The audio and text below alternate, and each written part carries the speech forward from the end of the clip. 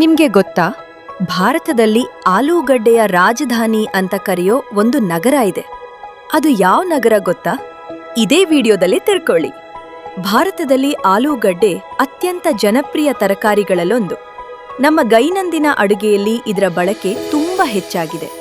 ಆದರೆ ಈ ಆಲೂಗಡ್ಡೆಯ ಉತ್ಪಾದನೆ ಮತ್ತು ವಿತರಣೆಯಲ್ಲಿ ಪ್ರಮುಖ ಪಾತ್ರ ವಹಿಸುವ ನಗರ ಯಾವುದು ಗೊತ್ತಾ? ಅದು ಉತ್ತರ ಪ್ರದೇಶದ ಆಗ್ರಾ.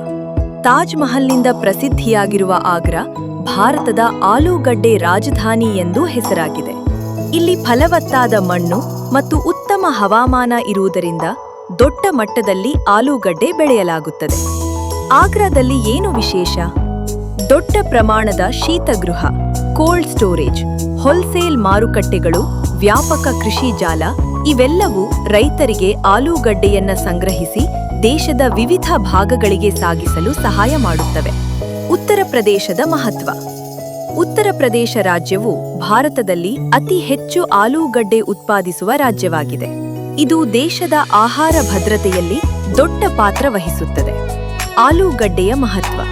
ಸಮೋಸ, ಆಲೂ ಪರೋಟ, ಕರಿಗಳು, ಸ್ನ್ಯಾಕ್ಸ್ ಎಲ್ಲದರಲ್ಲೂ ಆಲೂಗಡ್ಡೆ ಬಳಕೆ.